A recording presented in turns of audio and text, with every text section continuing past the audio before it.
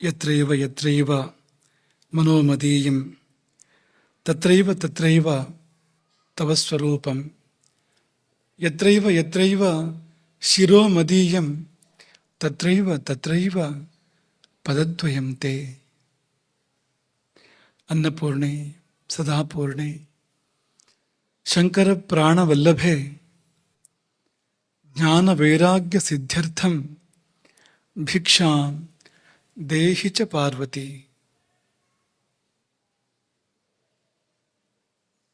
ಹರೇ ರಾಮ. ಭೋಜನವು ತೃಪ್ತಿಗೆ ಕಾರಣ ಆಗಬೇಕು. ಆ ತೃಪ್ತಿ ಎಲ್ಲಿಂದ ಎಲ್ಲಿವರೆಗೆ? ನಾಲಿಗೆಗೆ ತೃಪ್ತಿ, ರುಚಿಯ ಕಾರಣಕ್ಕೆ ನಾಲಿಗೆಗೆ ತೃಪ್ತಿ.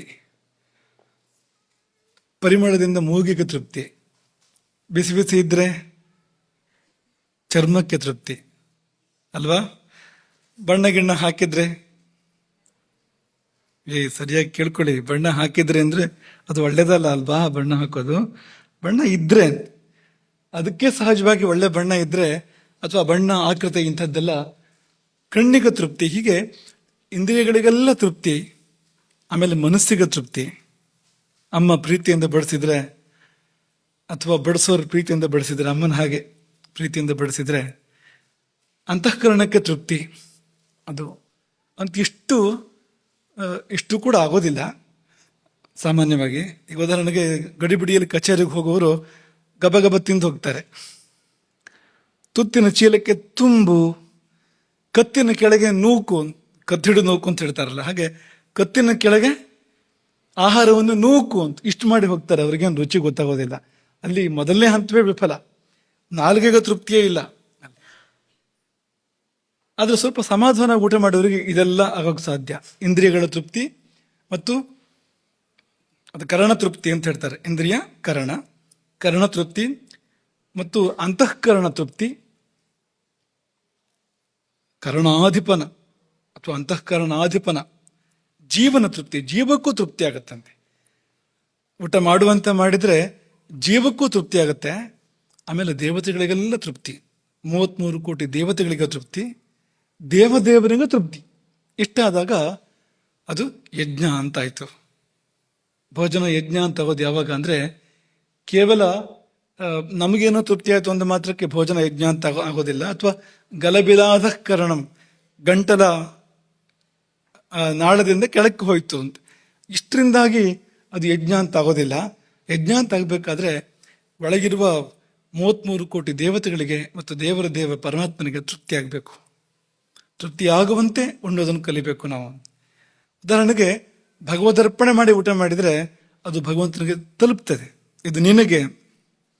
ಅಥವಾ ಈ ಭೋಜನ ವಿಧಿಗಳನ್ನ ಸರಿಯಾಗಿ ಪಾಲನೆ ಮಾಡಿದರೆ, ಅಲ್ಲಿ ದೇವತೆಗಳಿಗೆಲ್ಲ ಕೂಡ ಕೇಳಿದ್ದಾರೆ, ಅಲ್ಲಿ ಅವರಿಗೆಲ್ಲ ತೃಪ್ತಿ ಆಗುತ್ತೆ. ಅದರಿಂದ ಹೀಗೆಲ್ಲ ಮಾಡಿ ಭೋಜನವನ್ನು ಮಾಡಿದಾಗ ಭೋಜನವು ಯಜ್ಞವಾಗಲಿಕ್ಕೆ ಸಾಧ್ಯ. ಅಗ್ನಿಮುಖಾವೈ ದೇವಾಹ, ದೇವತೆಗಳಿಗೆ ಅಗ್ನಿಯೇ ಬಾಯಿ. ಅಗ್ನಿಯಲ್ಲಿ ನಾವು ಏನನ್ನು ಅರ್ಪಣೆ ಮಾಡ್ತೇವೋ ಅದು ದೇವರಿಗೆ ತಲುಪುವಂಥದ್ದು ಅಂತ. ಹಾಗೆ ಇಲ್ಲಿ ಕೋಷ್ಠಾಗ್ನಿ ಅಲ್ವಾ, ಜಠರಾಗ್ನಿ, ವೈಶ್ವಾನರ, ಅವನ ಮೂಲಕವಾಗಿ ದೇವತೆಗಳಿಗೆ ಮತ್ತು ದೇವ ಪರಮಾತ್ಮನಿಗೆ ಈ ಅನ್ನವು ಹೋಗಿ ತಲುಪುವಂಥದ್ದು. ಹಾಗೆ ಊಟ ಮಾಡಲಿಕ್ಕೆ ಕಲಿತ್ರೆ ಅವನು ಆತ್ಮಯಾಜಿ ಅಂತ ಅನ್ಸ್ಕೊಳ್ತಾನೆ. ಅವನು ಮಾಡುವ ಊಟ ಆತ್ಮಯಾಗ ಎಂಬುದಾಗಿ ಕರೆಯಲ್ಪಡುತ್ತದೆ. ಅದನ್ನೇ ಇದು ಬೋಧಾಯಂದ್ರ ಶಬ್ದ. ಉಪನಿಷತ್ತು ಶರೀರ ಯಜ್ಞ ಎಂಬುದಾಗಿ ಅದನ್ನು ಕರೀತು. ಶರೀರ ಯಜ್ಞ ಅಥವಾ ಶಾರೀರ ಯಜ್ಞ ಎಂಬುದಾಗಿ ಉಪನಿಷತ್ತು ಅದನ್ನು ಕರೆಯಿತು. ಅದಕ್ಕೆ ಇನ್ನೊಂದು ಶಬ್ದ ಪ್ರಾಣಾಗ್ನಿಹೋತ್ರ ಅಂತ. ಇವೆಲ್ಲ ತುಂಬಾ ಉನ್ನತವಾದ ನೆಲೆಯನ್ನು ತೋರಿಸ್ಕೊಡ್ತೇವೆ. ಊಟಕ್ಕೆ ಎಷ್ಟು ವ್ಯಾಪ್ತಿ ಇದೆ, ಊಟ ಮಾಡಿ ಹೇಗೆ ಉದ್ಧಾರ ಆಗ್ಬೋದು ಅಂತ. ನೋಡಿ, ನಮ್ಮ ಭಾರತೀಯ ಸಂಸ್ಕೃತಿ ಎಂತ ಅದ್ಭುತವಾದ್ದು ಅಂದ್ರೆ, ಊಟ ಮಾಡಿ ಉದ್ಧಾರ ಆಗ್ಬೋದು, ಊಟ ಮಾಡಿ ಯಜ್ಞ ಮಾಡಿದ ಫಲವನ್ನು ಪಡ್ಕೊಳ್ಬೋದು. ಯಾವಾಗ ಅಂದ್ರೆ ತಿಳುವಳಿಕೆ ಇದ್ದು ಅದಕ್ಕನುಸರಿಸಿ ಊಟ ಮಾಡೋದಾದ್ರೆ ಇದೆಲ್ಲ ಸಾಧ್ಯ. ಹಾಗಾಗಿ ಈ ಸಮಾರಾಧನೆ ಅಂತ ಹೇಳ್ತಾರಲ್ಲ, ಊಟ ಹಾಕೋದಕ್ಕೆ ಸಂತರ್ಪಣೆ, ಸಮಾರಾಧನೆ ಅಂತ ಹೇಳ್ತಾರೆ. ಯಾಕೆಂದ್ರೆ ಪಂಕ್ತಿಯಲ್ಲಿ ಕುಳಿತು ಅಷ್ಟು ಮಂದಿ ಆ ರೀತಿಯಲ್ಲಿ ಊಟ ಮಾಡಿದರೆ ಬಡಿಸಿದವನು ಎಲ್ಲಿ ಹೋಗ್ತಾನು? ವೈಕುಂಠಕ್ಕೆ ಹೋಗ್ತಾನ, ಅವನು ಕೈಲಾಸಕ್ಕೆ ಹೋಗ್ತಾನ. ಯಾಕೆಂದ್ರೆ ಆ, ಮ್, ಅಷ್ಟು ಪಾತ್ರಗಳು ಅಂತ, ಅಷ್ಟು ಜೀವಗಳು ದೇವರಿಗೆ ತಲುಪಿಸ್ತಾ ಇರ್ತವೆ ತಾವು ಊಟ ಮಾಡಿ ಊಟ ಮಾಡಿ. ತುಂಬ ಉತ್ಕೃಷ್ಟವಾಗಿರುವಂಥದ್ದು ಅಂತಹ ಸಂತರ್ಪಣೆಗಳು ತುಂಬ ಶ್ರೇಷ್ಠವಾಗಿರುವಂಥದ್ದು. ಈಗ ಅಲ್ಲಿಂದ ಮುಂದಕ್ಕೆ ಹೋಗೋಣ. ಇವತ್ತು ನಿನ್ನೆ ಪುಟ್ಟತಮ್ಮನ ಉತ್ತರದ ಮೇಲೆ ಇವತ್ತಿನ ಪ್ರವಚನ. ಭೋಜನವು ತಪಸ್ಸಾಗಬಹುದೇ? ಊಟ ಮಾಡಿ ತಪಸ್ ಮಾಡಿದ ಫಲ ಬರಬೇಕು. ಊಟ ಮಾಡದೆ ತಪಸ್ ಮಾಡಿದ ಫಲ ಪಡ್ಕೊಳ್ಳೋಕ್ಕೂ ಕಷ್ಟ ಇದೆ. ಊಟ ಮಾಡದೆ ತಪಸ್ಸು ಅಂತ ಮಾಡ್ತಾರೆ. ಉಪವಾಸದ ರೂಪದ ತಪಸ್ಸು ತಪಸ್ಸೇ ಅದು. ಆದರೆ ಊಟ ಮಾಡಿ ತಪಸ್ ಮಾಡಿದ ಫಲ ಪಡ್ಕೊಳ್ಬೇಕು. ಅದು ಒಳ್ಳೆ ರೀತಿಯಲ್ಲಿ ಊಟ ಮಾಡಿ, ಅರೆ ಹೊಟ್ಟೆ ಅಲ್ಲ, ಸರಿಯಾಗಿ ಊಟ ಮಾಡಿಯೇ ತಪಸ್ಸು ಮಾಡಿದ ಫಲ ಪಡ್ಕೊಳ್ಬೇಕು. ಹೇಗೆ ಅನ್ನೋದು ಇವತ್ತಿನ ವಸ್ತು.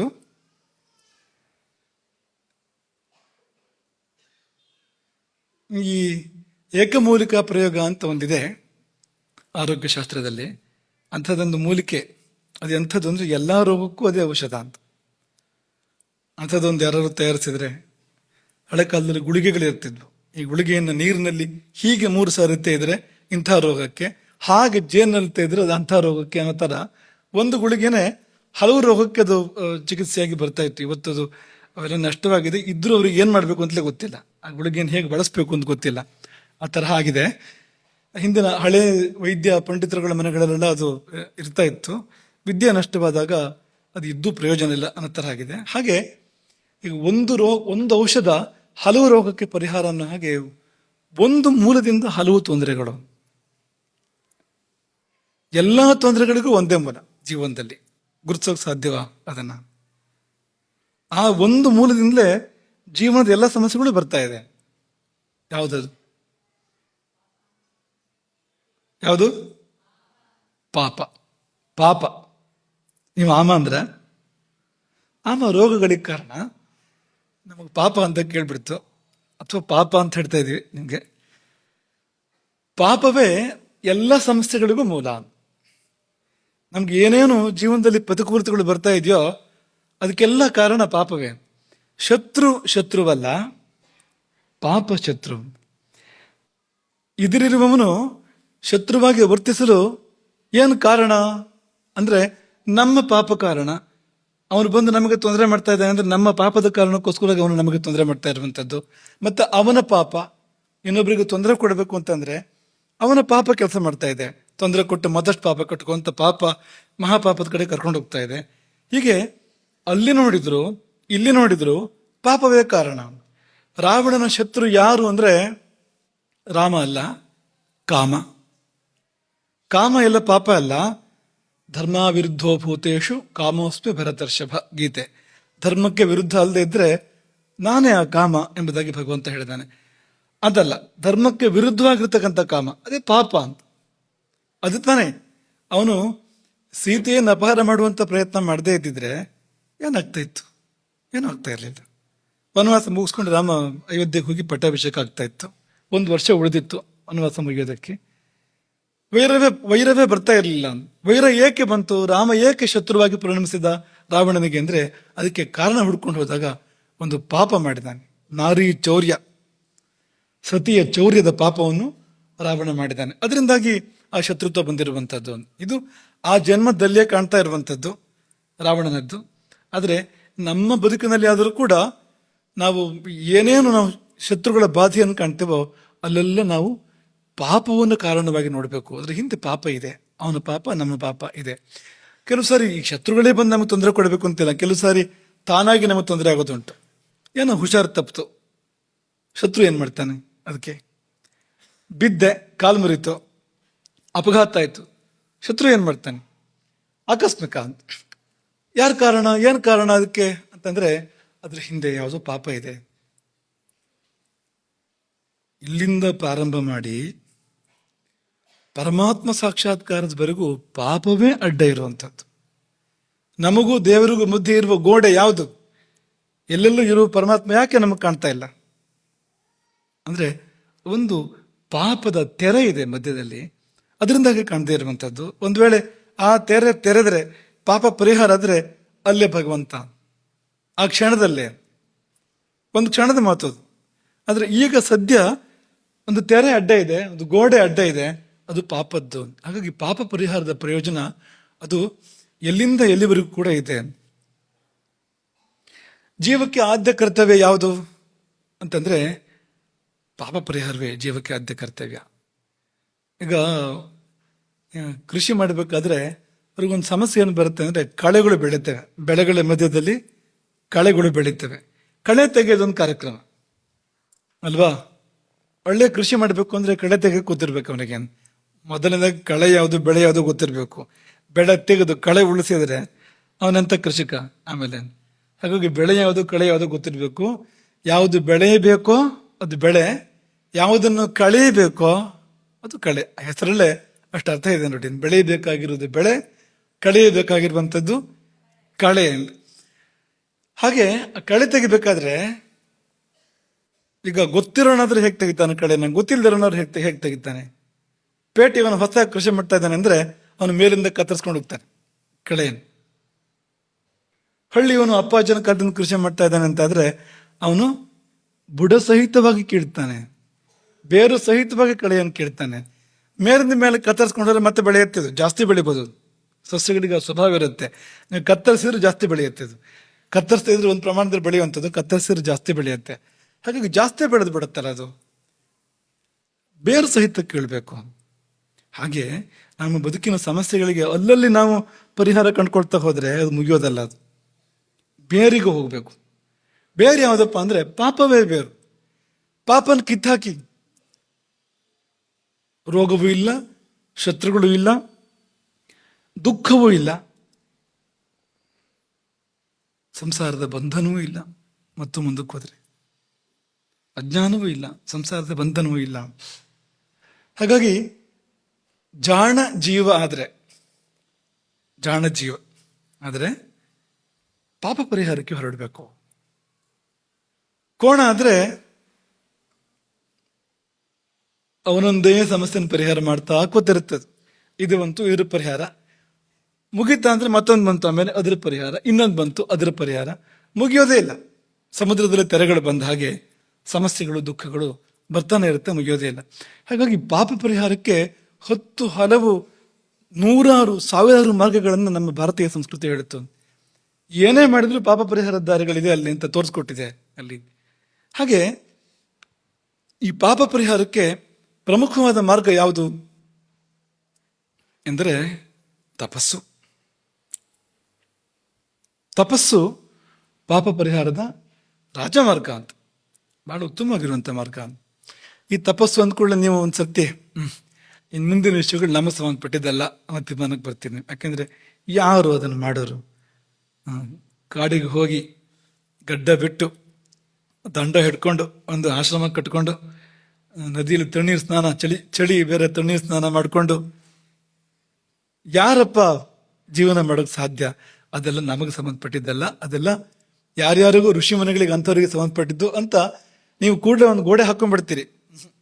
ಗೋಡೆಯಲ್ಲಿ ಒಂದು ಬಾಗಿಲು ತೆಗೀರಿ. ನೀವು ಮನೇಲೇ ತಪಸ್ ಮಾಡ್ಬೋದು, ಅಥವಾ ಇದ್ದಲ್ಲೇ ತಪಸ್ ಮಾಡ್ಬೋದು. ನೀವು ಊಟವನ್ನು ಮಾಡ್ತಾ ಇದ್ದೀರಿ ಅಂತಂದ್ರೆ ಅಲ್ಲೇ ತಪಸ್ ಮಾಡ್ಬೋದು, ಊಟದಲ್ಲೇ ತಪಸ್ಸನ್ನು ಮಾಡ್ಬೋದು. ಊಟ ಬಿಡ್ಬೇಕಂದ್ರೆ ಬಿಡಬೇಕು ಅಂತಿಲ್ಲ, ಅರ್ಧ ಊಟ ಮಾಡ್ಬೇಕಂದ್ರೆ ಅರ್ಧ ಊಟ ಮಾಡಬೇಕು ಅಂತಿಲ್ಲ. ರುಚಿ ರುಚಿಯಾದ ಪದಾರ್ಥಗಳನ್ನು ತಿನ್ಬಾರ್ದು ಅಂದ್ರೆ ತಿನ್ಬಹುದು, ರುಚಿ ರುಚಿಯಾದ ಪದಾರ್ಥಗಳನ್ನ ತಿನ್ನಬಹುದು. ತಿಂದೆ ಆ ಊಟವೇ ತಪಸ್ಸಾಗುವಂತೆ ಮಾಡಬಹುದು ಎಂಬುದಾಗಿ ಯೋಗಶಾಸ್ತ್ರ ಹೇಳ್ತಾ ಇದೆ. ನಿನ್ನೆ ನಾವು ನಿಮಗೆ ಉಪನಿಷತ್ತಿನ ದೃಷ್ಟಿಯಿಂದ ಭೋಜನ, ತಂತ್ರಶಾಸ್ತ್ರದ ದೃಷ್ಟಿಯಿಂದ ಭೋಜನ, ಆಯುರ್ವೇದದ ದೃಷ್ಟಿಯಿಂದಂತೂ ಹೇಳ್ತಾನೆ ಇದ್ದೇವೆ ಉದ್ದಕ್ಕೂ. ನಿನ್ನೆನೂ ಅದು ಬಂದಿದೆ. ಹೀಗೆ ಇದನ್ನೆಲ್ಲ ನಿನ್ನೆ ನಾವು ಪ್ರಸ್ತಾಪ ಮಾಡಿದ್ವು. ಇವತ್ತು ಧರ್ಮಶಾಸ್ತ್ರದ ದೃಷ್ಟಿಯಿಂದ, ನಿನ್ನೆ ಬೋಧ ಎಂದ್ರದ್ದು ಧರ್ಮಶಾಸ್ತ್ರ ಅದು. ಇವತ್ತು ಯೋಗಶಾಸ್ತ್ರದ ದೃಷ್ಟಿಯಿಂದ ಏನು ಭೋಜನ ಅಂದರೆ, ಹಾಗೆ ಭೋಜನ ಮಾಡಿದರೆ ಆಗುವಂಥ ಲಾಭ ಏನು ಅನ್ನೋದನ್ನ ಒಂದಷ್ಟು ಗಮನಿಸೋಣ. ಯೋಗಶಾಸ್ತ್ರದಲ್ಲಿ 2 ತರಹದ ತಪಸ್ಸನ್ನು ಹೇಳಿದ್ದಾರೆ. ಒಂದು ಊಟ ಮಾಡದೆ ಮಾಡುವಂಥ ತಪಸ್ಸು, ಉಪವಾಸ, ಕೃಚ್ಛ ಚಾಂದ್ರಾಯಣ ಇಂಥದ್ದೆಲ್ಲ, ಅದು ಬೇರೆ ಪ್ರತ್ಯೇಕ ಅದು. ಆಗ ನಿಮ್ಗೆ ಅದನ್ನು ಹೇಳೋದಿಲ್ಲ ಈಗ, ನಾನು ಆಮೇಲೆ ನೋಡೋಣ. ಈ ಊಟದ ತಪಸ್ಸು ಆದಮೇಲೆ ಉಪವಾಸದ ತಪಸ್ಸನ್ನು ಸಂದರ್ಭಾನುಸಾರ ನೋಡೋಣ. ಈಗ ಊಟ ಮಾಡಿ ತಪಸ್ಸನ್ನು ಮಾಡ್ಬೋದು ಅಂತ ಅವ್ರು ಹೇಳ್ತಾ ಇದ್ದಾರೆ. ಏನಪ್ಪ ಅಂದರೆ ಆಯುರ್ವೇದದ ಯೋಗಶಾಸ್ತ್ರದ ಒಂದು ಸೂತ್ರ, ಯೋಗ ಸೂತ್ರಗಳು ಇದೆಯಲ್ಲ ಪತಂಜಲಿ ಮಹರ್ಷಿಗಳದ್ದು, ಒಂದು ಸೂತ್ರ ಶೌಚ ಸಂತೋಷ ತಪಸ್ವಾಧ್ಯಾಯ ಈಶ್ವರ ಪ್ರಣಿಧಾನಾನಿ ನಿಯಮಾಹ. ಯಮ ನಿಯಮಗಳು ಅಂತ ಹೇಳ್ತಾರಲ್ಲ, ನಿಯಮಗಳು ಯಾವುದೆಲ್ಲ ಅಂದರೆ ಶೌಚ, ಸಂತೋಷ, ತಪಸ್ಸು, ಈಶ್ವರ ಪ್ರಣಿಧಾನ, ಸ್ವಾಧ್ಯಾಯ ಈಶ್ವರ ಪ್ರಣಿಧಾನ ಮುಂದಕ್ಕಿರುವಂಥದ್ದು. ಈ 5 ಪಾಂಡವರಲ್ಲಿ ಈ ಮಧ್ಯಮ ಪಾಂಡವ ಯಾರು ಅಂತ ನೋಡಿ ಅಲ್ವಾ? ಆ ಕಡೆಯಿಂದಲೂ 3ನೇ, ಈ ಕಡೆಯಿಂದಲೂ 3ನೇ. ಶೌಚ, ಸಂತೋಷ, ತಪಸ್ಸು. ಆಚೆ ಕಡೆಯಿಂದ ಬಂದರೆ ಈಶ್ವರ ಪ್ರಣಿಧಾನ, ಸ್ವಾಧ್ಯಾಯ, ತಪಸ್ಸು. ಇದು ಅರ್ಜುನ ಇದ್ದಾಗ ಅಂತ. ಧರ್ಮರಾಜ, ಭೀಮ, ಅರ್ಜುನ, ಸಹದೇವ, ನಕುಲ, ಅರ್ಜುನ. ಆ ಕಡೆಯಿಂದ ಬಂದರೂ ಮಧ್ಯ, ಈ ಕಡೆಯಿಂದ ಬಂದರೂ ಕೂಡ ಸರಿಯಾಗಿ ಮಧ್ಯಮ ಪಾಂಡವ ಅನ್ನೋ ಹಾಗೆ ಈ ತಪಸ್ಸು ಅನ್ನುವಂಥದ್ದಿದೆ ನೋಡಿ. ಈ ತಪಸ್ಸು ಅಂತ ಒಂದು ಶಬ್ದ ಹೇಳ್ಬಿಟ್ಟಿದ್ದಾರೆ ಪತಂಜಲಿಗಳು. ಅದಕ್ಕೆ ಬೇರೆ ಬೇರೆ ರೀತಿ ವ್ಯಾಖ್ಯಾನ ಮಾಡಿದ್ದಾರೆ. ಅದಕ್ಕೆ ಆ ತಪಸ್ಸು ಅಂದ್ರೆ ಏನು ಅಂತ ಎಲ್ಲ ಸರಿನೇ, ಎಲ್ಲ ವ್ಯಾಖ್ಯಾನಗಳು ಸರಿನೇ, ತಪ್ಪೇನಿಲ್ಲ. ಅದರಲ್ಲಿ ಯೋಗ ಸುಧಾಕರ ಎನ್ನುವ ತುಂಬ ಸುಂದರವಾದ ಒಂದು ವ್ಯಾಖ್ಯಾನ, ತುಂಬ ಒಳ್ಳೆಯ ಒಂದು ವ್ಯಾಖ್ಯಾನ. ಆ ವ್ಯಾಖ್ಯಾನ ಈ ಸೂತ್ರವನ್ನು ವ್ಯಾಖ್ಯಾನ ಮಾಡಿತ್ತು. ಹೇಗೆ ಅಂದರೆ ಹಿತ ಮಿತ ಮೇಧ್ಯಾಶನಂ ತಪಃ. ಇದು ನಿಜವಾಗಿ ವ್ಯಾಖ್ಯಾನ, ಅದು ಅದೇ ಸೂತ್ರದಾಗಿದೆ, ವ್ಯಾಖ್ಯಾನವೇ ಸೂತ್ರದಾಗಿದೆ.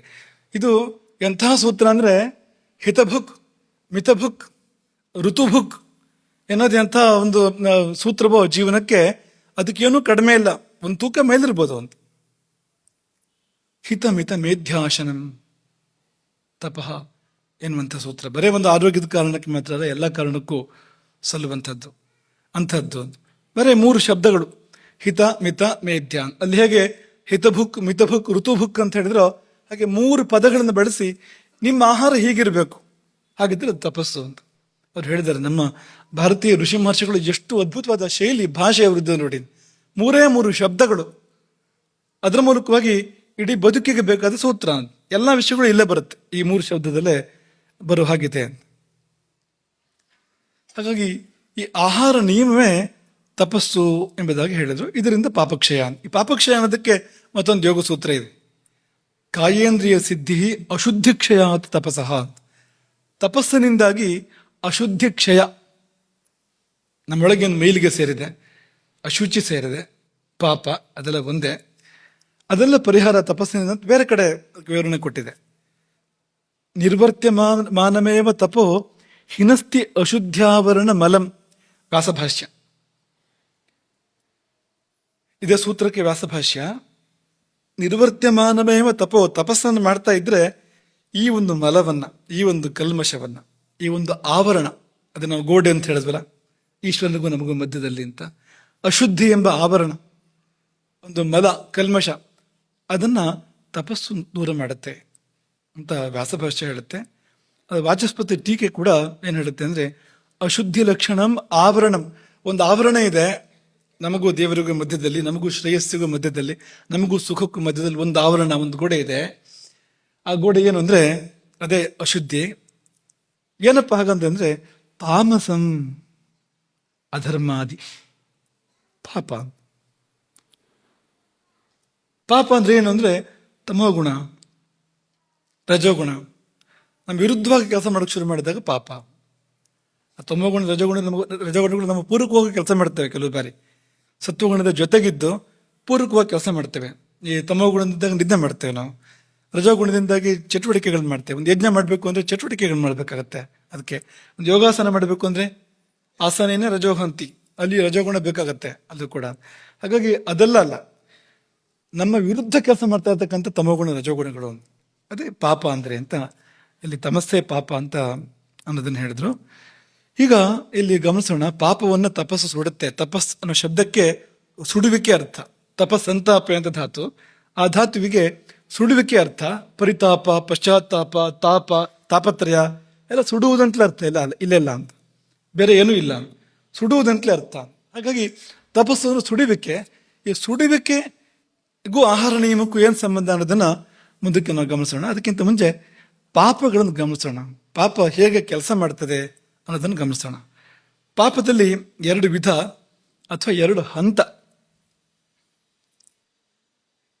ಪಾಪ ನಮಗೆ ಬಾಧೆ ಕೊಡೋದು ಒಳಗೆ ಸೇರಿದ ಮೇಲೆ. ಇದನ್ನು ಚೆನ್ನಾಗಿ ಮನಸ್ಸಲ್ಲಿಟ್ಕೊಳ್ಳಿ. ಪಾಪ ನಮಗೆ ಬಾಧೆ ಕೊಡೋಕೆ ಶುರು ಮಾಡೋದು ಯಾವಾಗ ಅಂದ್ರೆ ಒಳಗೆ ಸೇರಿದ ಮೇಲೆ, ಆಳಕ್ಕೆ ಇಳಿದ ಮೇಲೆ, ಒಳಗೆ ಸೇರಿದ ಮೇಲೆ ನಮ್ಗೆ ಬಾಧೆ ಕೊಡೋಕೆ ಶುರು ಮಾಡೋದು. ಅದು ಆರಂಭದಲ್ಲಿ ಹೊರಗೆ ಇರುತ್ತೆ. ಅದು ಎಲ್ಲ ಪಾಪ ಅಲ್ಲ, ಎಷ್ಟೋ ಪಾಪಗಳು ಹೊರಗವಚದಲ್ಲಿ ಇರ್ತವೆ. ಹಾಗೆ ಬಿಟ್ಟರೆ ನಿಧಾನಕ್ಕೆ ಒಳಗೆ ಸೇರ್ಕೊಳ್ಳುತ್ತೆ. ಇದು ಅದರ 2 ವಿಧ, ಹೊರಗವಚದಲ್ಲಿ ಇರುವುದು, ಒಳಗೆ ಸೇರಿರುವುದು ಅಂತ. ಪಾಪವನ್ನ 2ಆಗಿ ನಾವು ಹೇಳ್ಬೋದು. ಈ ಹೊರಗವಚದಲ್ಲಿ ಇರುವ ಪಾಪ ಒಳಗೆ ಸೇರುತ್ತೆ.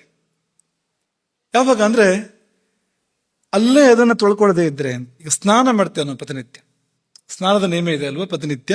ಸ್ನಾನ ಯಾಕೆ ಮಾಡಬೇಕು ಅಂದ್ರೆ, ಹಿಂದೆ ನಿಮ್ಗೆ ಇದನ್ನ ಹೇಳಿತ್ತು ಕರ್ಮದ ಪ್ರವಚನದಲ್ಲಿ ಅಥವಾ ಜೀವ್ಯಾನದಲ್ಲಿ ಎಲ್ಲ ಒಂದ್ ಕಡೆ ನಿಮ್ಗೆ ಇದನ್ನ ಹೇಳಿದ್ವು ನೆನಪು ನಮ್ಗೆ. ಸ್ನಾನ ಕೇವಲ ಹೊರಗಿನ ಕುಳಿಯನ್ನು ತೊಳೆಯುವ ಸಲುವಾಗಿ ಅಲ್ಲ ಅಂತ. ಈ ಮೇಲಿಂದ ಕೆಳಗೆ ಇಳಿದು ಬರುವ ನೀರು ಪಾಪವನ್ನು ಕೂಡ ತೊಳ್ಕೊಂಡು ಹೋಗುತ್ತೆ. ನೀರಿಗೆ ಆ ಶಕ್ತಿ ಇದೆ. ಪಂಚಭೂತಗಳಲ್ಲಿ ಒಂದು. ಪಂಚಭೂತಗಳೆಲ್ಲವೂ ಕೂಡ ಪಾಪ ಪರಿಹಾರ ಮಾಡ್ತವೆ. ಅದರಲ್ಲಿ ನೀರು ಕೂಡ ವಿಶೇಷವಾಗಿ ಪಾಪ ಪರಿಹಾರ ಮಾಡುವ ಯೋಗ್ಯತೆ ಉಳ್ಳದ್ದು. ನಾವು ಸ್ನಾನ ಮಾಡುವಾಗ ಅದರಲ್ಲಿಯೂ ಉಕ್ತ ಕ್ರಮದಲ್ಲಿ ಸ್ನಾನ ಮಾಡುವಾಗ, ನೀವು ಗಂಗಾ ಸ್ನಾನ ಮಾಡಿದ್ರೆ ಅಥವಾ ಯಾವುದು ಜಲಪಾತದ ಕೆಳಗೆ ನೀವು ಸ್ನಾನ ಮಾಡ್ತಾ ಇದ್ರೆ ಅಥವಾ ತಣ್ಣೀರು ಸ್ನಾನ ಮಾಡ್ತಾ ಇದ್ರೆ, ಹೇಳಿದ ಕ್ರಮದಲ್ಲಿ ಸ್ನಾನ ಮಾಡ್ತಾ ಇದ್ರೆ, ಈಗ ಸ್ನಾನ ಮಾಡ್ತಾ ಇದ್ದಾಗ ಯಾವ ನೀರಾದ್ರೂ ಕೂಡ ತೊಳ್ಕೊಂಡು ಹೋಗುತ್ತೆ ಪಾಪವನ್ನ. ಸರಿಯಾಗಿ ಮಾಡಿದಾಗ ಜಾಸ್ತಿ ಪಾಪವನ್ನು ತೊಳ್ಕೊಂಡು ಹೋಗುತ್ತೆ. ಹೀಗೆ ಹೊರಗಿಂದ ಹೊರಗೆ ನಮ್ಮ ಪಾಪವನ್ನು, ಹೊರಗಿರ್ತಕ್ಕಂಥ ಹೊರಗವಚದ ಪಾಪಗಳನ್ನು ತೊಳೆಯುವಂತ ಒಂದು ಮಧ್ಯಮ ಸ್ನಾನ. ಹಾಗಾಗಿ ಮುಂದೆ ಹೋದಾಗ ಸ್ನಾನ ಜಾಸ್ತಿ ಹೇಳಿದ್ದಾರೆ. ಹೆಚ್ಚೆಚ್ಚು ಶುದ್ಧವಾಗಿರ್ಬೇಕು ಅಂದ್ರೆ ಹೆಚ್ಚೆಚ್ಚು ಸ್ನಾನ ಮಾಡಬೇಕು ಅಂತ. ಬ್ರಹ್ಮಚಾರಿಗೆ 1 ಸ್ನಾನ, ಗೃಹಸ್ಥನಿಗೆ 2 ಸ್ನಾನ, ಸನ್ಯಾಸಿಗಳಿಗೆ 3 ಸ್ನಾನ. ಹೆಚ್ಚೆಚ್ಚು ಯಾರು ಶುದ್ಧವಾಗಿರ್ಬೇಕೋ ಅವರು ಹೆಚ್ಚೆಚ್ಚು ಸ್ನಾನಗಳನ್ನು ಮಾಡಬೇಕು ಅನ್ನೋ ನಿಯಮ. ಪಂಚಕಾಲ ಸ್ನಾನ. ಅಥವಾ ಒಂದು ದೋಷ ಕಂಡು ಬಂತು ಒಂದು ಸ್ನಾನ ಮಾಡು ಕೂಡ್ಲೆ ಅಂತ. ಸ್ನಾನ ಮಾಡೋದು ಯಾಕೆ ಅಂದ್ರೆ, ನಾನು ಸ್ವಚ್ಛವಾಗಿದ್ದೇನಲ್ಲ ಅಂದ್ರೆ ಅದಲ್ಲ, ಕಾಣದೇ ಇರುವ ಕೊಳೆ ಇದೆಯಲ್ಲ ಪಾಪ ಅನ್ನೋದು, ಅದು ತೊಳೆದು ಹೋಗ್ಬೇಕು. ಅದು ಆ ಕಾರಣಕ್ಕೆ ಒಂದು ಸತ್ತ ಸುದ್ದಿ ಬಂತು ಅಂದ್ರೆ ಸ್ನಾನ ತುಂಬಾ ದೊಡ್ಡ ಮಾಧ್ಯಮ ಪಾಪ ತೊಳೆಯೋದಕ್ಕೆ ಸ್ನಾನ ಅನ್ನೋದು. ಯಾಕೆಂದ್ರೆ ಪಂಚಭೂತಗಳಲ್ಲಿ ಒಂದು ನೀರು, ಅದು ತಾಯಿ ಕೆಲಸ ಮಾಡುತ್ತೆ. ಅದು ನಮ್ಮ ಪಾಪಗಳನ್ನ ದೂರ ಮಾಡುತ್ತೆ. ಇಂಥದ್ನೆಲ್ಲ ಆಗಿಂದಾಗ ತೊಳ್ಕೊಳ್ಳದೆ ಇದ್ರೆ ಅಂತ. ಅಥವಾ ಉದಾಹರಣೆ ಹೇಳೋದಾದ್ರೆ, ಈಗ ಎಲ್ಲ ಹೊರಗೆ ಹೋಗಿ ಮನೆಗೆ ಬರ್ತೇವೆ. ಹಳೆ ಕಾಲದ ಕ್ರಮ ಕಾಲು ತೊಳ್ಕೊಂಡು ಮನೆ ಒಳಗಡೆ ಬರಬೇಕು ಅಂತ. ಅದನ್ನ ಮಾಡೋದಿಲ್ಲ. ಈಗ ಸೀದಾ ಒಳಗಡೆ ಬರ್ತೇವೆ. ಧೂಳು ಒಳಗೆ ಬಂತು. ಆ ಒಳಗೆ ಬಂದ ಧೂಳು ಅದು ಹಾಗೆ ಉಳ್ಕೊಂಡ್ರೆ ಮನೆಯಲ್ಲಿ, ಅದು ಸಮಯ ಕಳೆದಂತೆ ಅಥವಾ ಮನೆಯಲ್ಲಿ ಉಳ್ಕೊಂಡ್ರೆ ಸಮಯ ಕಳೆದಂತೆ ರಜೋಗುಣ. ಅದು ಧೂಳಿಗೆ ಸಂಸ್ಕೃತ ಪದ ರಜಸ್ ಅಂತ. ಅದು ರಜೋಗುಣವೇ ಅದು. ಆ ಕಾರಣಕ್ಕೋಸ್ಕರ ರಜಸ್ ಅನ್ನೋ ಶಬ್ದದಿಂದ ಕರಿತಾ ಇರ್ತಕ್ಕಂಥದ್ದು. ಅದು ಚಿತ್ತ ಚಾಂಚಲ್ಯ ಉಂಟು ಮಾಡುವಂಥದ್ದು, ನಮ್ಮನ್ನು ವಿಚಲಿತಗೊಳಿಸುವಂಥದ್ದು. ಹಾಗಾಗಿ ಅದು ಬಿಟ್ರೆ ಅದು ಒಳಗೆ ಸೇರ್ತಾ ಹೋಗುತ್ತೆ. ಈಗ ಮಣ್ಣೆಲ್ಲರೂ ಧೂಳಿದ್ರೆ ನೀವು ಮೊದಲನೇ ದಿನ ಗುಡಿಸಿದ್ರೆ ಹೋಗುತ್ತೆ. ಅದು ಬಿಟ್ರೆ ಅಂಟ್ಕೊಳ್ಳುತ್ತೆ ಅಲ್ಲೇ ಅದು. ಹಾಗೆ ಅಂತ ಯಾರಿಗೊಬ್ಬನಿಗೆ ನಾವು ನೋವಾಗ್ತಾರ ಮಾತಾಡೋದು ಅಂತ ಅನ್ಕೊಳ್ಳಿ. ನೀವು ಒಬ್ಬ ನೋಯಿಸೋದು ಮಾತಿಂದ. ಆಗಿಂದಾಗ ತೊಳ್ಕೊಳ್ಬೇಕದನ್ನ. ಹೇಗೆ ಅಂದ್ರೆ ಕ್ಷಮೆ ಕೇಳಬೇಕು, ಅವನಿಗೆ ಸಮಾಧಾನ ಮಾಡಬೇಕು. ನಮ್ಮ ತಪ್ಪಿದ್ದಾಗ ಅವನಿಗೆ ಹೇಳಬೇಕಾದಂತೆ ಹೇಳಿ ಕ್ಷಮೆ ಕೇಳಿದ ಅಲ್ಲಿ ತೊಳ್ಕೊಂಡು ಅವನಿಗೆ ನೋವು ಹೋಯ್ತು ಅಂದ್ರೆ ಅಲ್ಲಿಗೆ ಮುಗೀತು ಅಂತ ಅರ್ಥ. ಅದು ಬಿಟ್ರೆ ಅವನಿಗೆ ನೆನಪಾದಾಗೆಲ್ಲ ನೋವಾಗ್ತಾ ಇರುತ್ತೆ. ನೋವಾದಾಗೆಲ್ಲ ನಮಗೆ ಪಾಪ ಬರ್ತಾ ಇರುತ್ತೆ. ಅವನಿಗೆ ಎಷ್ಟು ಬಾರಿ ನೋವಾಗುತ್ತೋ ನೆನಪಾಗಿ ಅಷ್ಟು ಬಾರಿ ನಮಗೆ ಪಾಪ ಬರುತ್ತೆ ಅಂತ. ಪ್ರತಿ ನೋವಿಗೂ ನಾವು ಕಾರಣ ಆಗಿದ್ರಿಂದ ಪ್ರತಿ ಸತ್ಯ ನೋವಾದಾಗಲೂ ನಮ್ಗೆ ಪಾಪ ಬರ್ತಾ ಇರುತ್ತೆ. ಆಗಿಂದಾಗ ತೊಳ್ಕೊಳ್ದಿದ್ದಾಗ ಆಗುವಂಥದ್ದು ಏನಂದ್ರೆ ಆಳಕ್ಕಿಳಿಯುವಂಥದ್ದು, ಒಳಗೆ ಸೇರುವಂಥದ್ದು. ನಾವು ಇದೆಲ್ಲ ಗಮನಿಸೋದಿಲ್ಲ ಅಂತ. ಗಮನಿಸ್ತಾ ಇರೋದ್ರಿಂದ ಆಗುವಂಥದ್ದು. ಈಗ ಆ ಕಾಲದಲ್ಲಿ ನಿದ್ದೆ ಮಾಡ್ತೇವೆ ನಾವು, ಅದಕ್ಕೆ ಪ್ರಾಯಶ್ಚಿತ್ತ ಹೇಳಿದ್ದಾರೆ. ಪಾದಕೃಚ್ಛ್ರ ಅಂತ ಒಂದು ಪ್ರಾಯಶ್ಚಿತ್ತ ಹೇಳಿದ್ದಾರೆ, ಉಪವಾಸದ ವಿಧಿ ಹೇಳಿದ್ದಾರೆ ಅದಕ್ಕೆ ಅಂತ. ಅದನ್ನು ಮಾಡದೇ ಇದ್ರೆ, ಅದ್ರ ಬದಲಿಗೆ ನಿತ್ಯ ಅದನ್ನೇ ಮಾಡ್ತಾ ಹೋದ್ರೆ ಅದು ಆಳಕ್ಕೆ ಇಳಿತಾ ಹೋಗುತ್ತೆ ಪಾಪ. ಅದು ತುಂಬಾ ಆಳಕ್ಕೆ ಇಳಿತಾ ಹೋಗುತ್ತೆ, ತೆಗೆಯೋದು ಕಷ್ಟ ಅನ್ನೋ ಸ್ಥಿತಿ ಬರ್ಬೋದು. ಇದನ್ನ ತುಂಬಾ ಪ್ರಸಿದ್ಧವಾದ ಒಂದು ಶ್ಲೋಕ ಹೇಳ್ತಾ ಇದೆ. ಅದನ್ನ ಹೀಗೆಲ್ಲ ಆಗುತ್ತೆ ಅನ್ನೋದನ್ನ ಪಂಚಗವ್ಯ ತಗೊಳ್ಳೋ ಶ್ಲೋಕ.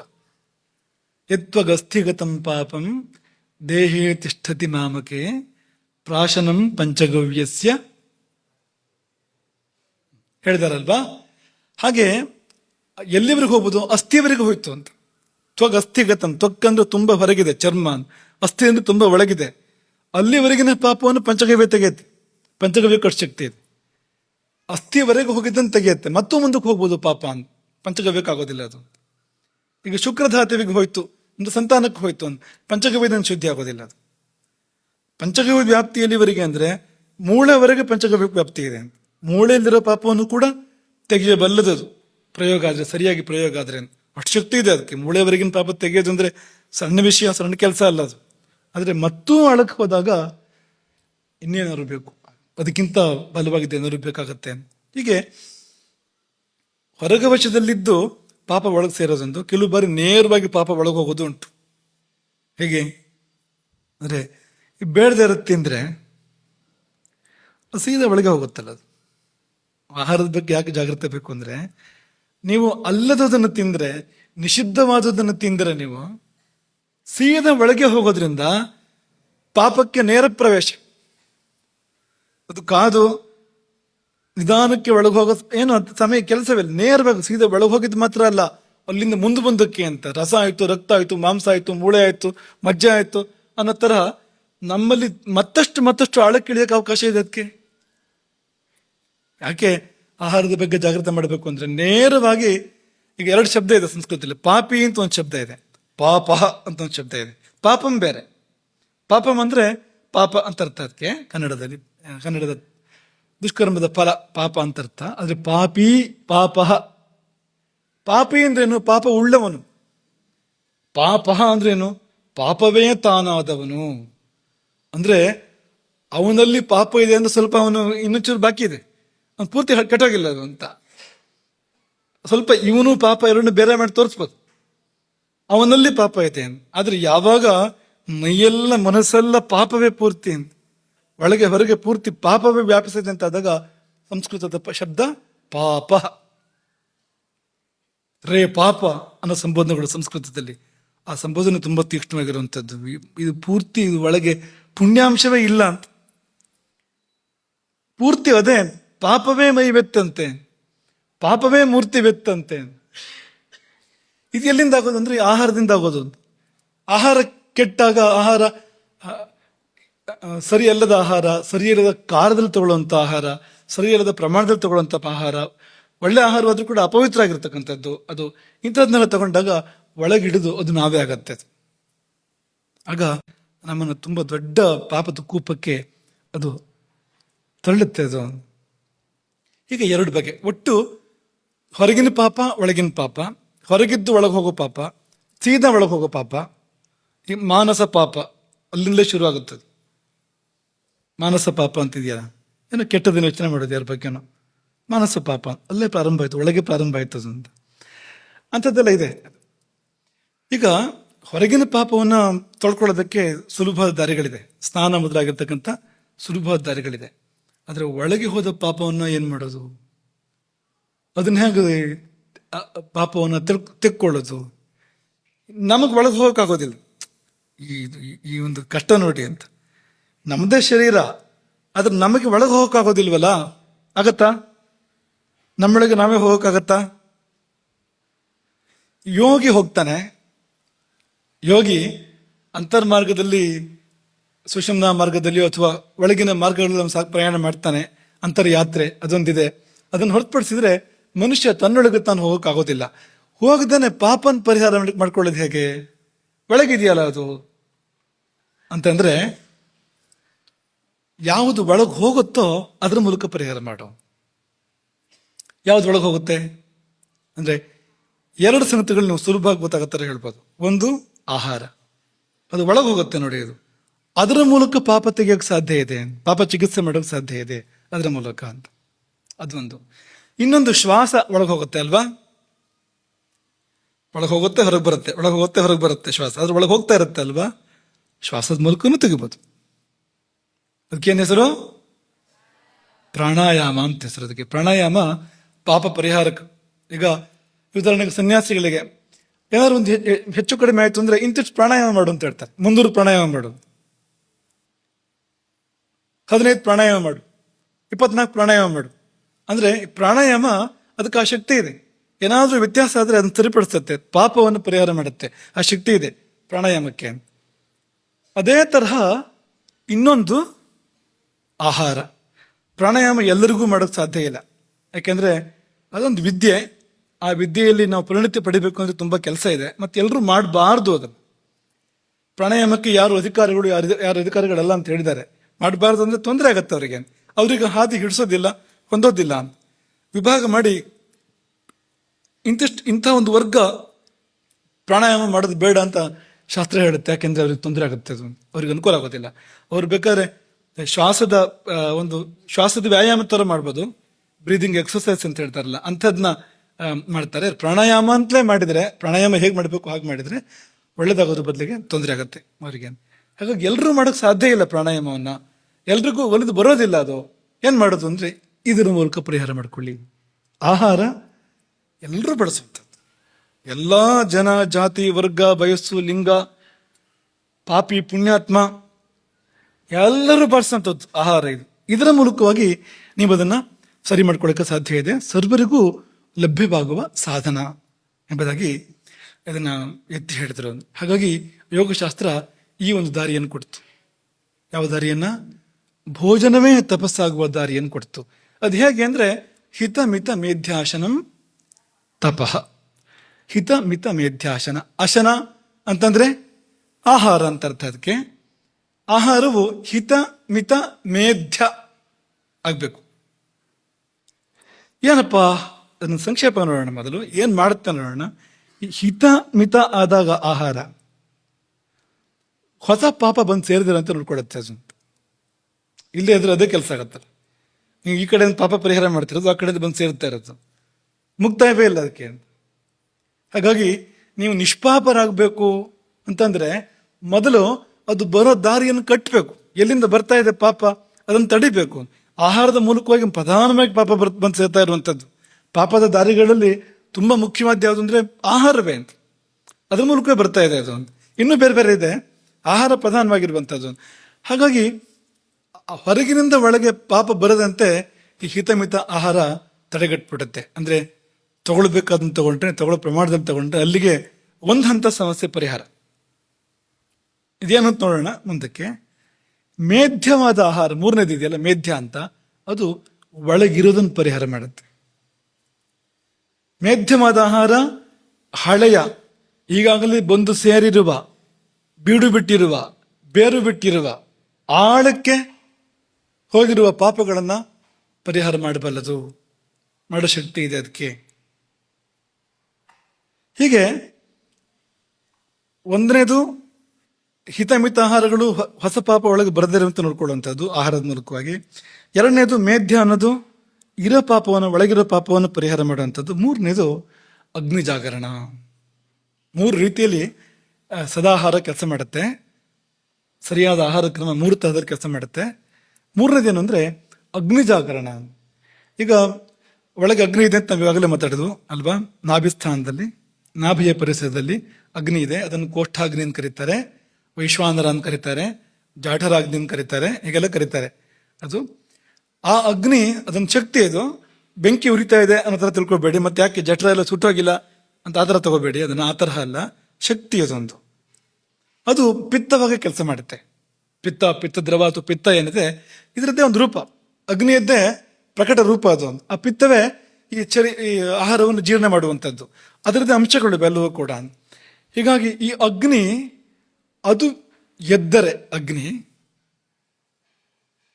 ಎಲ್ಲ ಸಮಸ್ಯೆಯನ್ನು ಪರಿಹಾರ ಮಾಡುತ್ತೆ. ಈ ಪೆಟ್ಟಿಗೆ ಒಳಗೆ ಏನೇನು ಸಮಸ್ಯೆ ಇದೆಯೋ ಅದು ಇದು ಅಂತಿಲ್ಲ, ಎಲ್ಲವನ್ನೂ ಪರಿಹಾರ ಮಾಡುತ್ತೆ. ಯಾಕೆ ಆಹಾರದ ಬಗ್ಗೆ ಎಷ್ಟು ಮುನ್ನೆಚ್ಚರಿಕೆ ಹೇಳ್ತಾರೆ ಅಂದರೆ, ಅದು ಒಂದು ಸರಿಯಾದರೆ, ಈ ಅಗ್ನಿ ಒಂದು ಸರಿಯಾದರೆ ಎಲ್ಲ ಸಮಸ್ಯೆಗೂ ಪರಿಹಾರ. ಏಕಮೂಲಿಕಾ ಪ್ರಯೋಗ ಅದು. ಎಲ್ಲ ಸಮಸ್ಯೆಗೂ ಪರಿಹಾರ ಅದು. ರೋಗವೂ ಪರಿಹಾರ, ಪಾಪವೂ ಪರಿಹಾರ. ಧಾತುಗಳನ್ನು ವ್ಯಾಪಿಸಿ ಅಗ್ನಿ ಅಲ್ಲಿರುವ ದೋಷಗಳನ್ನು ಸುಟ್ಟು ರೋಗ ಬರದಂತೆ ಮಾಡುತ್ತೆ, ಅಥವಾ ಇರುವ ರೋಗವನ್ನು ಪರಿಹಾರ ಮಾಡುತ್ತೆ. ಇನ್ನೂ ಒಳಗೆ ಹೋಗಿ ಆ ದೋಷದ ಹಿಂದಿರ್ತಕ್ಕಂಥ ಪಾಪಗಳನ್ನು ಕೂಡ ದಹಿಸೋದ್ರಿಂದ ಏನು ಉಳಿಯೋದಿಲ್ಲ ಒಳಗೆ. ಆಹಾರಂ ಪಚತ ಶಿಖಿ ದೋಷಾನ್ ಆಹಾರ ವರ್ಜಿತ ಪಚತಿ. ಈ ಶಕ್ತಿ ಇದೆ ಅದಕ್ಕೆ. ದೋಷಗಳನ್ನು ಪಚನ ಮಾಡುತ್ತೆ ಅದು, ಸುಡುತ್ತೆ ಅದು. ಮತ್ತು ಮುಂದಕ್ಕೆ ಹೋದರೆ ಪಾಪಗಳನ್ನು ಕೂಡ ಸುಡುತ್ತೆ ಅದು. ಇಷ್ಟು ಅದರ ಸಂಕ್ಷೇಪ. ಈಗ ಒಂದು ಚೂರು ಜಾಸ್ತಿ ನೋಡೋಣ. ಇದೆಲ್ಲ ತುಂಬ ಬ್ರಹ್ಮಾಂಡಗಳು ಒಂದೊಂದು ಕೂಡ. ಒಂದು ಸ್ವಲ್ಪ ಆ ದಿಕ್ಕನ್ನು ನೋಡೋ ಪ್ರಯತ್ನವನ್ನು ಮಾಡ್ಬೋದು. ಈಗ ಹಿತ ಅಂದ್ರೆ ಏನು? ಹಿತಾಹಾರ ಅಂದ್ರೆ ಏನು ಅಂತಂದ್ರೆ, ಎರಡು ಈ ಉಪಸರ್ಗ ಸೇರಿದ ಶಬ್ದಗಳ ಮೂಲಕ ನಿಮ್ಗೆ ಅದನ್ನ ಹೇಳ್ತೇನೆ. ನಿಮಗೆ ನಿಹಿತ ಮತ್ತು ವಿಹಿತ ಅಲ್ವಾ? ಉಪಸರ್ಗ, ನಿ ಉಪಸರ್ಗ ಮತ್ತು ವಿ ಉಪಸರ್ಗ ಅದು ಅಲ್ವಾ? ಉಪಸರ್ಗಗಳು ಒಂದು ಧಾತುವಿಗೆ ಅನೇಕ ಅರ್ಥಗಳಿರುತ್ತೆ. ಈ ಬೇರೆ ಬೇರೆ ಉಪಸರ್ಗ ಬಂದಾಗ ಆ ಅರ್ಥನ ಅಭಿವ್ಯಕ್ತ ಮಾಡುತ್ತೆ, ಈ ಅರ್ಥ ಇದು ಅಭಿವ್ಯಕ್ತ ಮಾಡುತ್ತೆ ಅಲ್ವಾ? ಈ ಹ್ರೀ ಧಾತು ಇದೆ ಉದಾಹರಣೆಗೆ, ಅದಕ್ಕೆ ಬೇರೆ ಬೇರೆ ಅರ್ಥಗಳಿದೆ ಅದಕ್ಕೆ ಅಲ್ವಾ? ಅದಕ್ಕೆ ಪರಿಹಾರವೂ ಅರ್ಥ, ಅದಕ್ಕೆ ಸಂಹಾರವೂ ಅರ್ಥ ಅದಕ್ಕೆ ಅಲ್ವಾ? ಎರಡೂ ಆ ಧಾತುವಿನ ಅರ್ಥವೇ. ಅದು ಪರಿ ಬಂದಾಗ ಪರಿಹಾರ ಆಯ್ತದು, ಸಂ ಬಂದಾಗ ಸಂಹಾರ ಆಯ್ತದು, ಉಪ ಬಂದಾಗ ಉಪಹಾರ ಆಯ್ತು, ಆ ಬಂದಾಗ ಆಹಾರ ಆಯ್ತು. ಇದೆಯಲ್ಲ, ಪ್ರಹಾರಾಹಾರ ಸಂಹಾರ ವಿಹಾರ. ಅದೇ ಹಾಗೆ ಎರಡು ಉಪಸರ್ಗಗಳು ನಿ ಮತ್ತು ವಿ, ಅದನ್ನು ಗಮನಿಸಿ. ನಿಹಿತ, ಹಿತ ಅಂದ್ರೆ ಏನು? ನಿಹಿತ. ನಿಹಿತ ಅಂದ್ರೆ ಏನು? ಇಡಲ್ಪಟ್ಟಿದ್ದು, ಪ್ರಕೃತಿಯಿಂದ ನಮಗಾಗಿ ಇಡಲ್ಪಟ್ಟಿದ್ದು. ಪ್ರಕೃತಿ ನಮಗಾಗಿ ಅಂತಲೇ ಇಷ್ಟ ಆಹಾರ ಇಟ್ಟಿದೆ, ಇದು ನಿಂದು ಅಂತ, ನೀ ತಿನ್ನು ಅಂತ, ಅದನ್ನೇ ತಿನ್ಬೇಕು.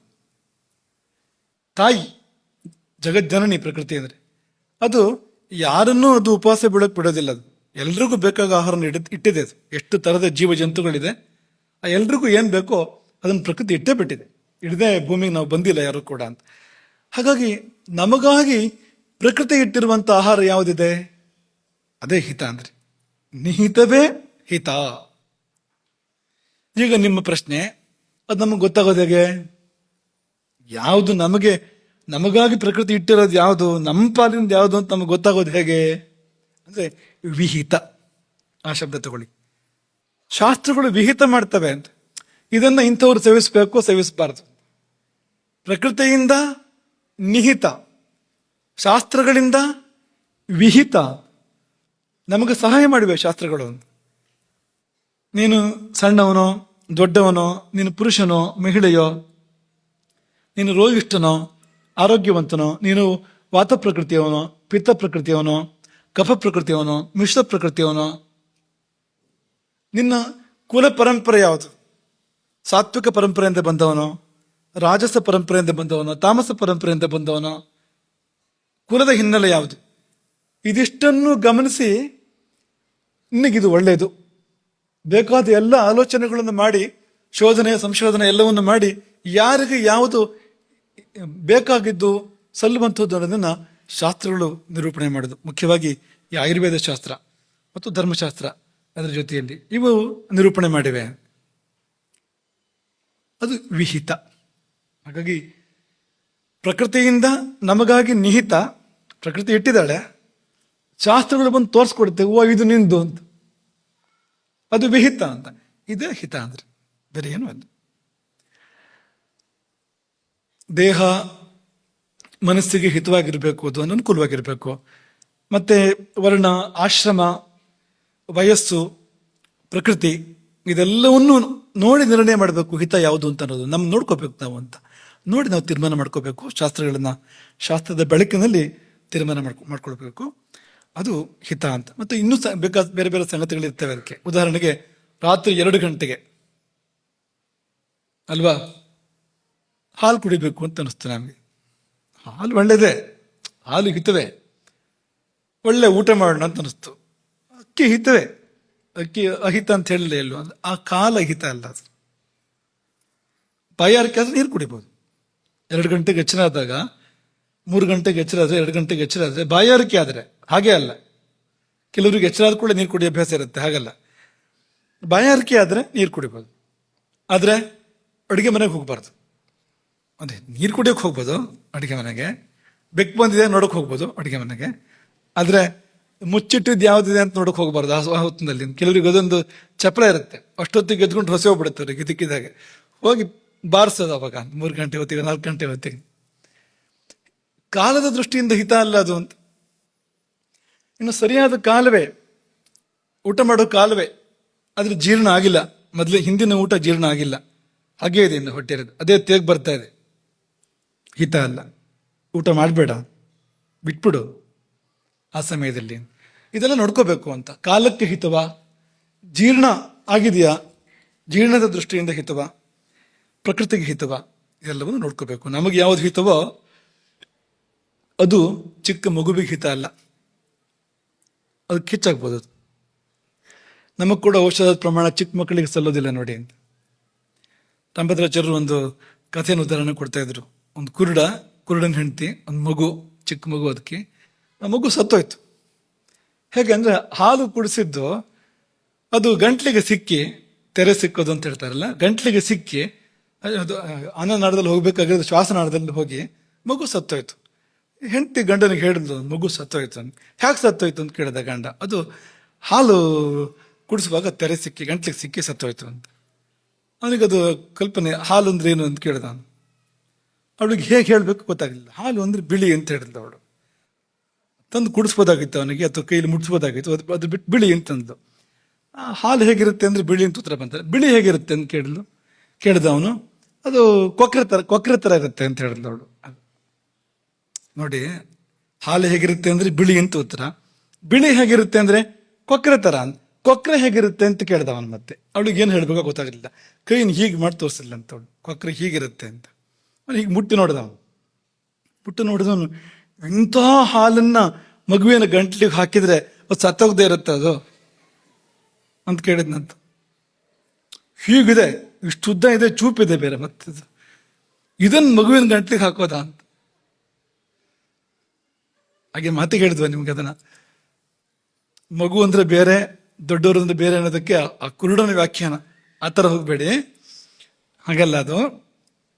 ಹಾಗಾಗಿ ಹಿತಗಳು ಪ್ರಕೃತಿಗೆ ತಕ್ಕಂತೆ ಬೇರೆಯಾಗತ್ತೆ. ಆಯುರ್ವೇದ ರಸಾಯನ ವ್ಯಾಖ್ಯೆಯಲ್ಲಿ ಹಿತಂ ಅಂದ್ರೆ ದೇಶಕಾಲ ದ್ಯುಚಿತಂ, ಆ ಊರಿಗೆ ಆ ಹೊತ್ತಿಗೆ ಎಲ್ಲ ಸರಿಯಾಗತ್ತಾ ನೋಡು ಅಂತ ಹೇಳ್ತಾರೆ ಅವರು ಅದನ್ನ. ಅಲ್ಲಿ ಇಲ್ಲಿ ಹಿತ ಪ್ರಿಯ ವಿವೇಚನೆ ಬೇಕು ನಮಗೆ. ಇವತ್ತು ಸಮಯ ಇಲ್ಲ ಅದಕ್ಕೆ ಹೇಳೋದಕ್ಕೆ. ಅದನ್ನ ಚರಕರು ಹೇಳ್ತಾರೆ, ಹಿತಮೇವ ಅನುರುದ್ಧಂತೆ ಪ್ರಪರೀಕ್ಷ್ಯ ಪರೀಕ್ಷಕಾ. ವಿಮರ್ಶಕರು ಏನ್ ಮಾಡ್ತಾರೆ ಅಂದ್ರೆ ಹಿತವನ್ನೇ ಸ್ವೀಕಾರ ಮಾಡ್ತಾರೆ, ಪ್ರಪರೀಕ್ಷ, ಚೆನ್ನಾಗಿ ಪರೀಕ್ಷೆ ಮಾಡಿ ಯಾವುದು ಹಿತವೋ ಅದನ್ನೇ ಸ್ವೀಕಾರ ಮಾಡ್ತಾರೆ. ಲೌಕಿಕರು ರಜೋಗುಣದಿಂದ ಅವ್ರಿಗೆ ಮೋಹ ರಜೋಗುಣ ಮತ್ತು ಮೋಹ ಎರಡೂ ಬಂದ್ಬಿಟ್ಟಿದೆ. ಮೋಹ ಅಂದ್ರೆ ತಮಗುಣ. ಈ ರಜಸ್ಸು ತಮಸ್ಸು ಒಂದು ಮುಸುಕಿದವರು ಪ್ರಿಯವನ್ನಾರಿಸ್ತಾರೆ, ಹಿತವನ್ನಾರಿಸದೆ ಪ್ರಿಯವನ್ನಾರಿಸ್ತಾರೆ. ನಮಗೆ ಯಾವ್ದು ಇಷ್ಟ ಆಗುತ್ತೋ ಅದು ಪ್ರಿಯ, ಯಾವುದು ಒಳ್ಳೇದೋ ಅದು ಹಿತ, ಯಾವುದು ಒಳ್ಳೇದೋ ಅದು ಹಿತ, ಯಾವ್ದು ಇಷ್ಟ ಆಗುತ್ತೋ ಅದು ಪ್ರಿಯ. ಗೆರೆ ಒಳ್ಳೇದಿದ್ರೆ, ಅದೃಷ್ಟ ಗಟ್ಟಿ ಇದ್ರೆ ಪ್ರಿಯವೇ ಹಿತ ಆಗ್ಬೋದು, ಹಿತವೇ ಪ್ರಿಯ ಆಗ್ಬೋದು. ಯಾವುದು ಒಳ್ಳೇದೋ ಅದೇ ಇಷ್ಟ ಆಗ್ಬೋದು. ಅದು ಕೆಲವು ಬಾರಿ ಹಾಗಾಗದೇ ಇರ್ಬೋದು, ಅಹಿತ ಪ್ರಿಯ ಆಗ್ಬೋದು. ಸಕ್ಕರೆ ಕಾಯಿಲೆ ಬಂದವನಿಗೆ ಜಿಲೇಬಿ ಇಷ್ಟ ಆದ ಹಾಗೆ ಹಾಗಾಗ್ಬೋದು, ಅದಾಗಬಾರ್ದು. ಹಾಗಾಗಿ ಸಾಧ್ಯ ಆದರೆ ಹಿತವನ್ನ ಇಷ್ಟಪಡಬೇಕು, ಹಾಗೆ ಮನಸ್ಸನ್ನು ತಿದ್ಕೋಬೇಕು. ಇಲ್ಲದೆ ಇದ್ರೆ ಇಷ್ಟ ಆಗಲಿ ಬಿಡ್ಲಿ ಹಿತವನ್ನು ಸೇವಿಸಬೇಕು. ಇಷ್ಟ ಆದ್ರೂ ಕೂಡ ಅದು ಹಿತ ಅಲ್ಲದೆ ಇದ್ರೆ ಪ್ರಿಯವನ್ನ ಬಿಡಬೇಕು ಅಂತ ಎಂಬುದಾಗಿ ಚರಕರು ವಿವರಣೆ ಕೊಡ್ತಾರೆ. ಇನ್ನೊಂದು ಮಿತಾಹಾರ, ಎರಡನೇದು. ಹಿತವೇ ಆದ್ರೂ ಕೂಡ ಅಳತೆ ನೋಡು, ಎಷ್ಟಾದ್ರೂ ತಿನ್ಬೇಡ. ಕೆಲವರಿಗೆ ಊಟ ಮಾಡುವಾಗ ಎಷ್ಟು ಮಾಡಬೇಕು ಅಂತಲೇ ಗೊತ್ತಾಗೋದಿಲ್ಲ, ಮಾಡ್ತಾ ಹೋಗ್ಬಿಡ್ತಾರೆ ಊಟವನ್ನ. ಅದೇ ಹೇಳಿದ್ವಲ್ಲ, ಅದು ಇಲ್ಲೇ ಜಾಗ ಬಿಡ್ಬೇಕಂತೆ, ಹೊಟ್ಟೆಯಲ್ಲೇ ಜಾಗ ಬಿಡ್ಬೇಕಂತೆ. ಅದು ಹೊಟ್ಟೆ ತುಂಬಿ ಎದೆಗೆ ಬಂದು, ಎದೆ ತುಂಬಿ ಗಂಟ್ಲಿಗೆ ಬಂದು, ಗಂಟ್ಲು ತುಂಬಿ ಮೂಗಿಗೆ ಬಂದ್ರೆ ಮೂಗಿನ ಮಟ್ಟ ಊಟ ಮಾಡಿದೆ ಅಂತಂದ್ರೆ ಅದು ಇನ್ನೂ ಮೇಲೆ ಹೋಗ್ಬೋದು ಅಂತ.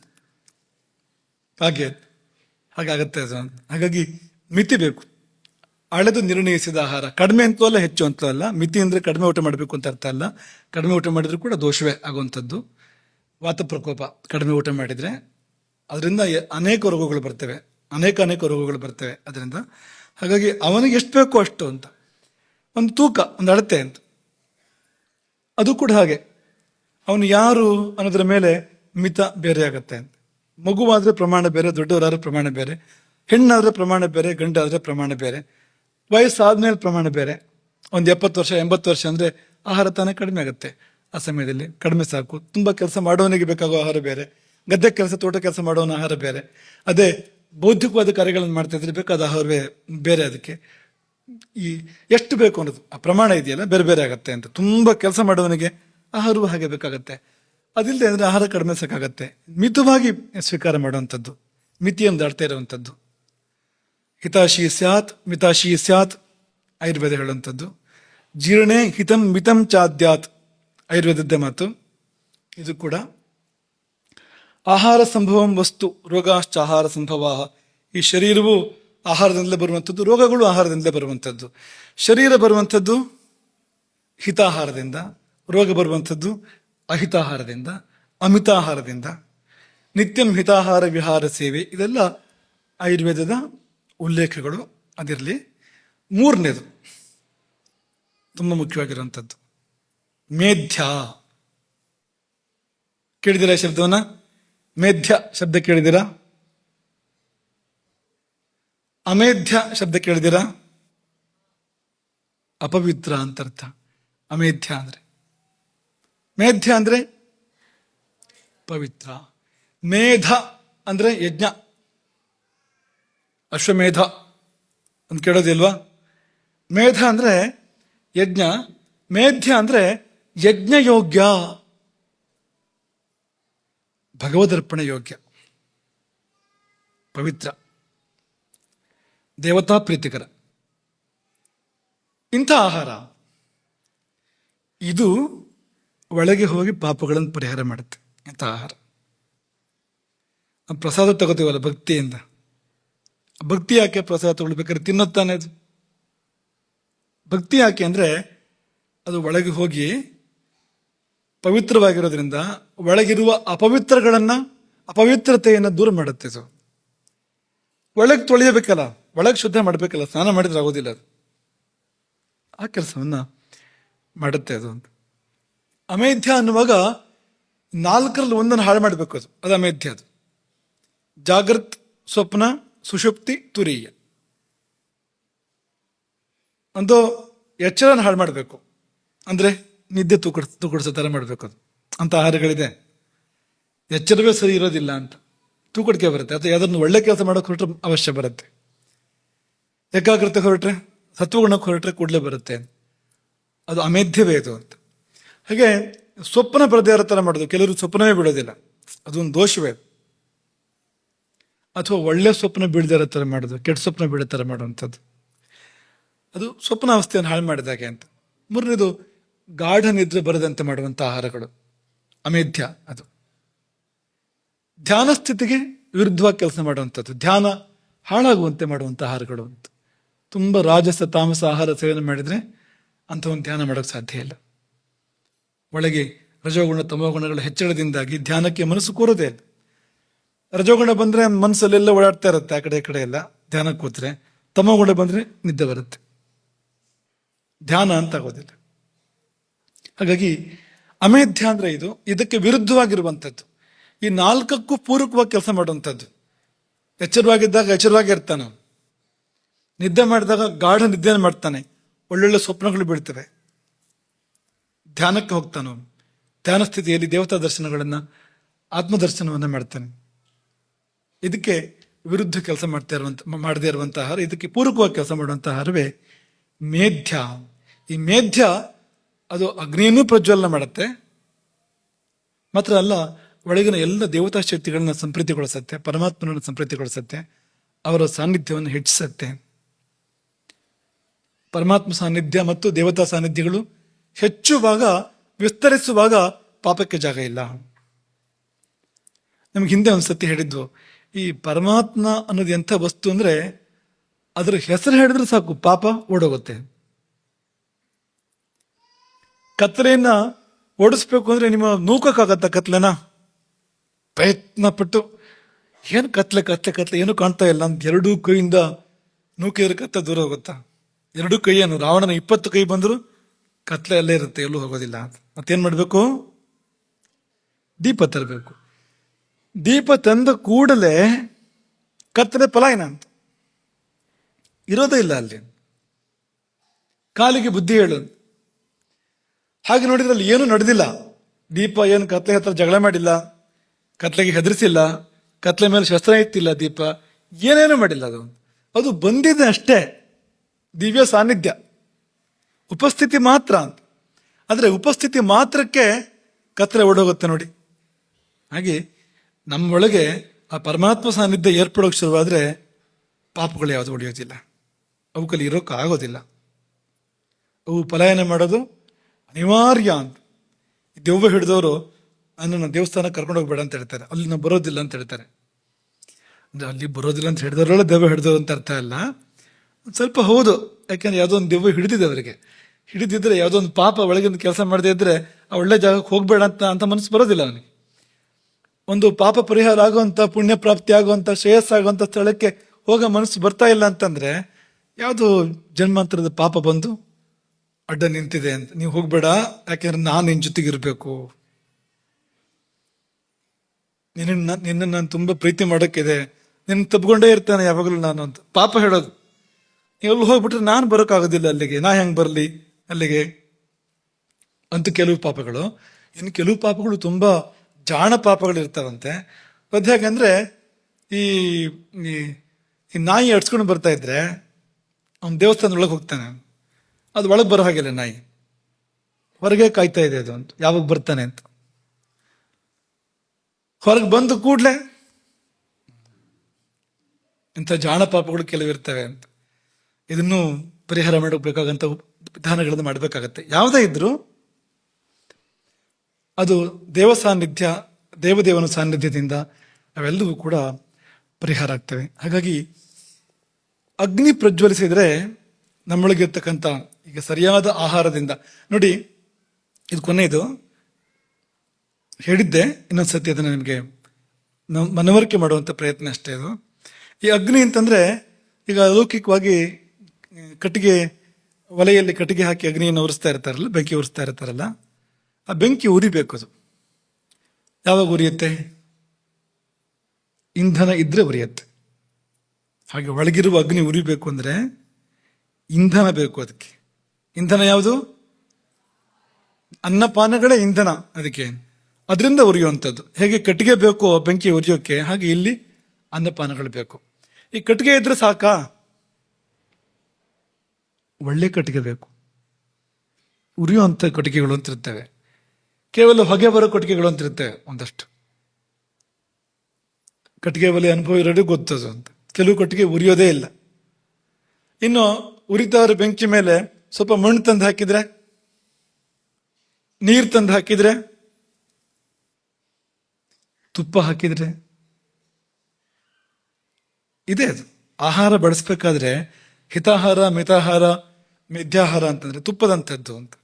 ಅಂಥದ್ದನ್ನ ನಾವು ಅಗ್ನಿಗೆ ಕೊಟ್ಟಾಗ ಅದು ಪ್ರಜ್ವಲಿಸಿ ಉರಿಯುವಂಥದ್ದು ಅಗ್ನಿ. ಉರಿದಾಗ ದೋಷನಾಶ, ರೋಗನಾಶ, ಪಾಪನಾಶ ಇದೆಲ್ಲವನ್ನು ಇಡೀ ಶರೀರದಲ್ಲಿ ಎಲ್ಲೆಲ್ಲಿ ವ್ಯಾಪಿಸಿದ್ರು ಹುಡುಕಿ ಹುಡುಕಿ ಅದನ್ನು ಸುಡುವಂಥ ಕೆಲಸ ಅಗ್ನಿಯದು. ಅದನ್ನು ಮಾಡೋಕೆ ಅವಕಾಶ ಕೊಡಬೇಕು. ಹೇಗೆ ಅಂದರೆ ಈ ಆಹಾರ ನಿಯಮದ ಮೂಲಕ ಸರಿಯಾದದನ್ನು ಸರಿಯಾದ ಪ್ರಮಾಣದಲ್ಲಿ ಸರಿಯಾದ ಸಮಯದಲ್ಲಿ ಕೊಡೋ ಮೂಲಕವಾಗಿ ನಾವು ಅದನ್ನು ಮಾಡಬೇಕು. ಜಠರ ವೈಶ್ವಾನರನು ಪ್ರಜ್ವಲಿತನಾದಾಗ ಹುಲ್ಲು ಮೆದೆಗಳ ಸುಡುವ ಕಾಡ್ಗಿಚ್ಚಿನಂತೆ ದೇಹಗತ ದೋಷಗಳ ಜೀವಗತ ಪಾಪಗಳ ದಹಿಸುವನು, ಲೇಷವೂ ಶೇಷವಿರದಂತೆ.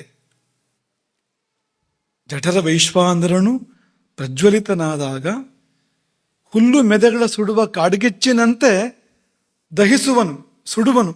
ಏನನ್ನು ಅಂದರೆ ದೇಹಗತ ದೋಷಗಳ ಜೀವಗತ ಪಾಪಗಳ ದಹಿಸುವನು, ಲೇಷವೂ ಶೇಷವಿರದಂತೆ.